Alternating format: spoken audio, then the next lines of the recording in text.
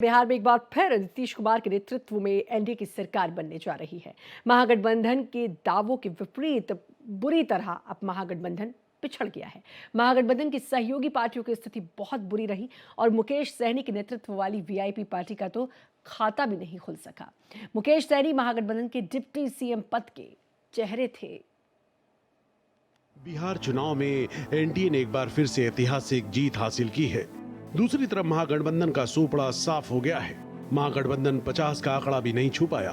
Congress single digit में सिमट गई है। वहीं मुकेश सहनी की विकासशील इंसान पार्टी का खाता भी नहीं खुला। बिहार चुनाव में महागठबंधन की तरफ से डिप्टी सीएम पद का दावा ठोकने वाले मुकेश सहनी की विकासशील इंसान पार्टी वीआईपी का बुरा हाल हुआ। वीआईपी का खाता भी नहीं खुल सका। विकासशील इंसान पार्टी एक भी सीट पर जीत हासिल नहीं कर पाई। ऐसे में मुकेश सहनी पर एक कहावत सटीक बैठ रही है, न खुदा मिला न विसाले सनम। मुकेश सहनी डिप्टी सीएम बनने का सपना देख रहे थे, लेकिन जनता ने ऐसा झटका दिया कि सारे सपने धरे के धरे रह गए। फिलहाल ये जनादेश को हम स्वीकार करते हैं, जनता ने दिया है और जो जीते हैं एनडीए उनको मैं बधाई देता हूं, शुभकामना देता हूं। बस उससे आग्रह करता हूं कि जिस नाते आपने वोट लिया है, खास करके हमारी माता बहन को आपने उनको बलगरा के कि आपने 10,000 रुपये का किस्त आपने दिया है और आपने कहा कि हम 1,90,000 रुपये सरकार बनने के बाद हम देंगे, और ये बड़ी संख्या है, 1.5 करोड़ माता बहन है और उन्होंने यही उम्मीद से आपको वोट दिया है।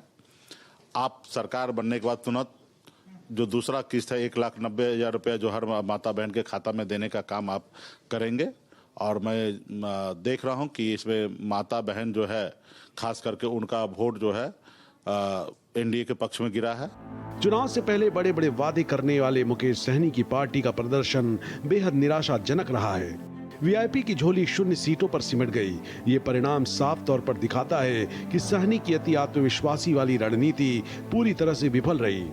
वीआईपी को ये उम्मीद भी नहीं थी कि इस चुनाव में उसका सूफड़ा साफ हो जाएगा। जिस पार्टी का नेता डिप्टी सीएम बनने का सपना देख रहा हो, उस पार्टी को चुनाव में एक भी सीट हासिल न हुई हो, तो ये पार्टी और उसके नेता दोनों के लिए शर्मनाक स्थिति है। मुकेश सहनी ने साल 2018 में वीआईपी की स्थापना की थी। इसके बाद जब साल 2020 में चुनाव हुए तो उन्होंने 4 सीटों पर जीत हासिल कर चर्चा में आए थे। लेकिन साहिबगंज से वीआईपी के विधायक राजेश कुमार सिंह ने बाद में बीजेपी का दामन थाम लिया था। एनडीए गठबंधन सरकार में मुकेश सहनी को मछली पालन मंत्री का पद मिला था, लेकिन 2022 में सरकार गिर गई और उनका मंत्री पद भी चला गया। समय के साथ मुकेश सहनी का एनडीए से मोहभंग हो गया और वो महागठबंधन में आ गए। महागठबंधन में आने के बाद सहनी तेजस्वी यादव को अपना छोटा भाई बताने लगे और डिप्टी सीएम पद पर मजबूती से दावेदारी करने लगे।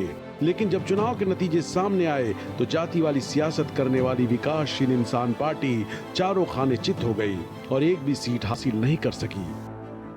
वीआईपी सुप्रीमो मुकेश सहनी अपने वोट बैंक के लॉलीपॉप से न केवल महागठबंधन के झाते रहे, बल्कि एनडीए को भी अपनी ओर आकर्षित किया।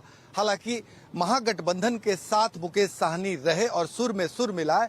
फाइनली बात इस बात पे बनी कि उन्हें यह सरकार बनने की सूरत में उप मुख्यमंत्री की कुर्सी दी जाएगी, और इसके बाद वो धुआंधार प्रचार करते रहे।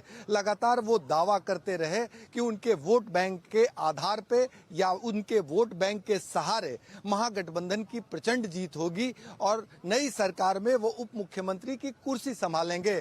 लेकिन चुनाव परिणाम आने के बाद जो हालात दिखे उससे साफ हो गया कि उनके वोट बैंक में एनडीए ने सेंधमारी कर दी और उन्हें अपनी भी सीट बचाना मुश्किल हो गया। कुल मिला के मुकेश सहनी जिस लॉलीपॉप के सहारे महागठबंधन के नेताओं पर दबाव बनाते रहे, वो पूरी तरह फेल हो गए। सहयोगी कैमरामैन राकेश के साथ भारत एक्सप्रेस के लिए पटना से आशुतोष कुमार।